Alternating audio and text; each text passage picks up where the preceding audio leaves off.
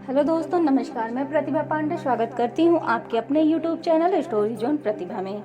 तो दोस्तों, आज हम आपके लिए लाए हैं रावण, कुंभकर्ण और विभीषण के पूर्व जन्म की एक अनसुनी कथा। क्या आप रावण, कुंभकर्ण और विभीषण के पूर्व जन्म की अनसुनी कथा के बारे में जानते हैं? अगर नहीं जानते हैं तो हमारी वीडियो में लास्ट तक बने रहिए। तो आइए दोस्तों, शुरू करते हैं। भगवान विष्णु के पार्षद जय विजय किस प्रकार शाप के कारण रावण और कुंभकर्ण के रूप में जन्मे, ये हम सभी जानते हैं। इस विषय में हमने एक विस्तृत लेख पहले ही प्रकाशित किया है, जिसे आप यहाँ पढ़ सकते हैं। आज हम रावण के उस पूर्व जन्म की कथा जानेंगे जिसे बहुत ही कम लोग जानते हैं। ये कथा श्री रामचरितमानस में दी गई है। ये कथा मानस के बाल कांड में 152वें दोहे से आरंभ होकर 175वें दोहे पर समाप्त होती है।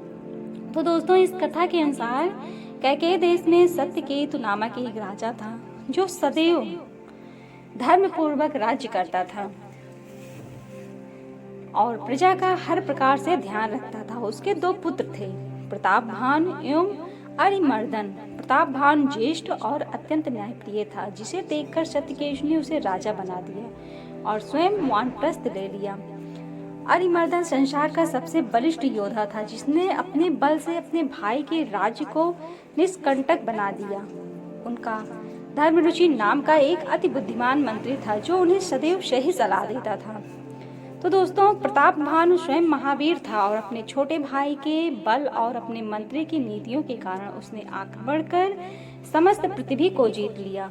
जिसने उसका आधिपत्य स्वीकार नहीं किया, वो मृत्यु को प्राप्त हुआ। अंततः उसने सातों द्वीपों को जीत लिया और चक्रवर्ती सम्राट बना। संपूर्ण पृथ्वी उसके अधीन थी और न्यायपूर्वक इंद्र की भांति इस धरा पर शासन करने लगा। कहा जाता है कि शास्त्रों में जितने प्रकार के यज्ञ बताए गए हैं, उन सभी को उसने 1000 बार किया। उसके राक्षण में संपूर्ण प्रजा प्रसन्न और सुरक्षित थी।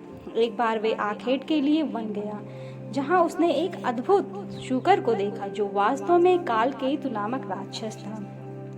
राजा उसके शिकार के लिए उसके पीछे भागा, किंतु शूकर रूपी वो राक्षस चापलता पूर्वक वहां से भागा।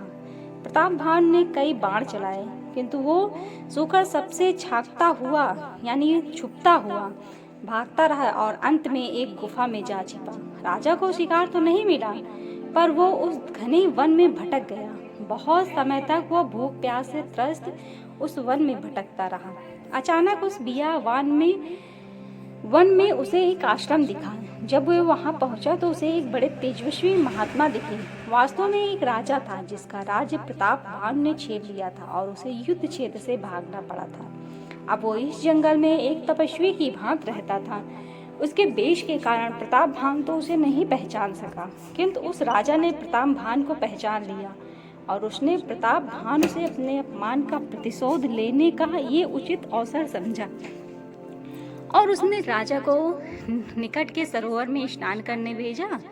जब राजा स्नान कर अपनी थकान मिटा चुका था, तब उस तपस्वी ने उसे भोजन और जल दिया। भोजन समाप्त होने के बाद उस तपस्वी से राजा ने वापस जाने की आज्ञा मांगी। तो उसने कहा कि रात हो गई है और नगर यहाँ से 70 योजन दूर है, अतः आज तुम यहाँ विश्राम करो। राजा ने उसकी बात तो मान ली।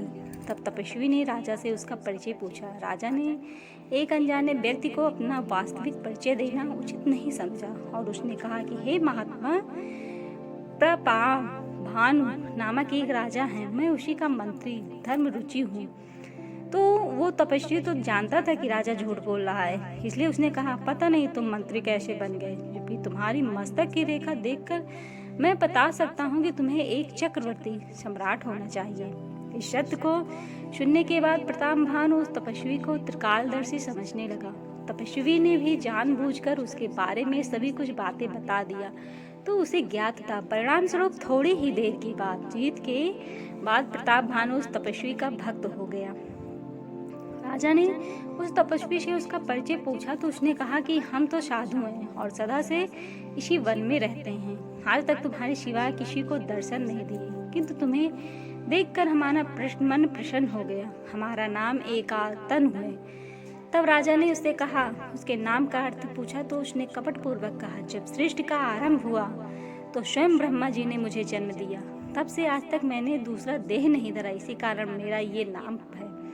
जैसे जैसे समय बीतता जा रहा था कि राजा की उस तपस्वी के प्रति भक्ति और विश्वास बढ़ता जा रहा था, तब उस तपस्वी ने कहा, मैं तुमसे बहुत प्रसन्न हूँ, इसलिए तुम मुझसे कुछ मांग लो, संदेह मत करो।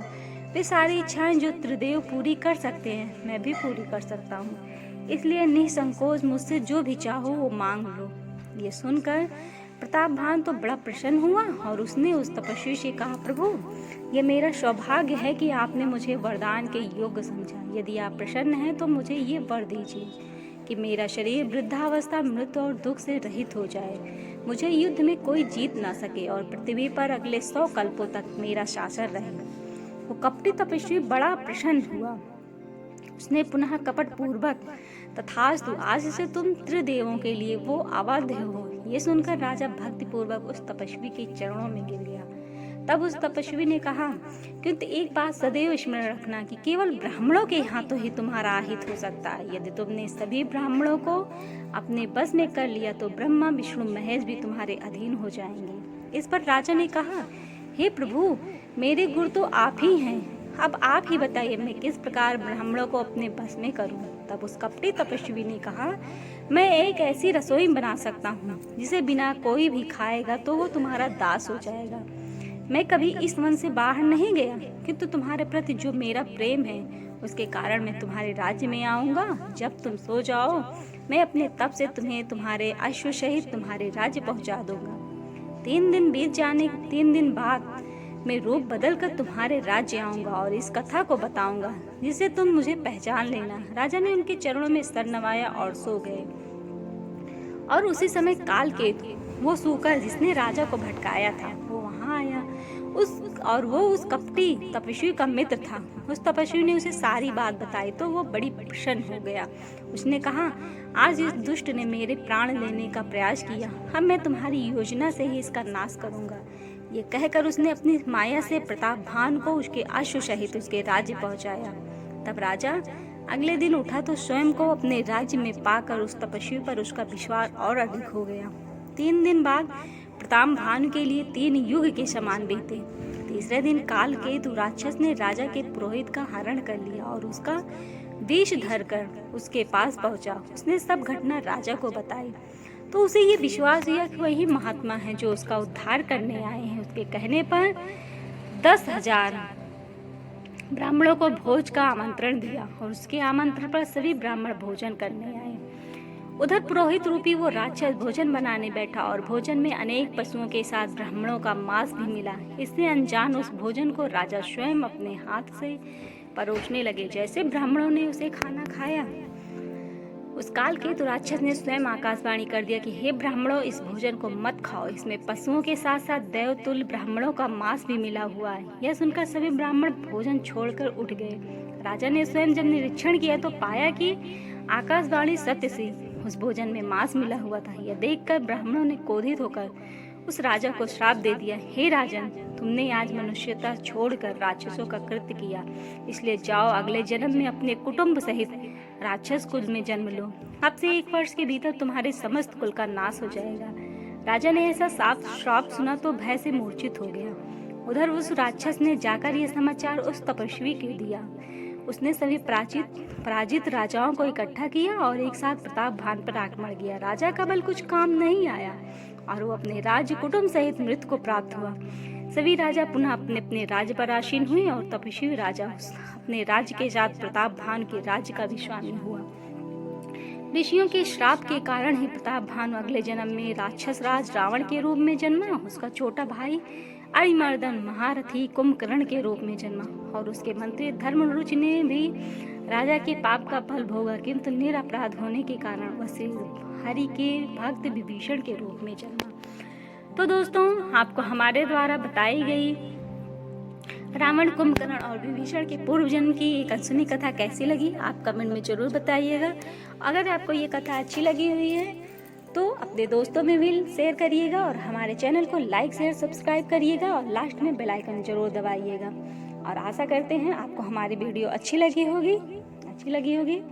तो बेल आइकन ज़रूर दबाइएगा, बेल आइकन दबाना मत भूलिएगा, और क्योंकि बेल आइकन के द्वारा हमारी कहानियों के नोटिफिकेशन आप तक जाते रहेंगे और आपके द्वारा हमारा सहयोग बढ़ता रहेगा।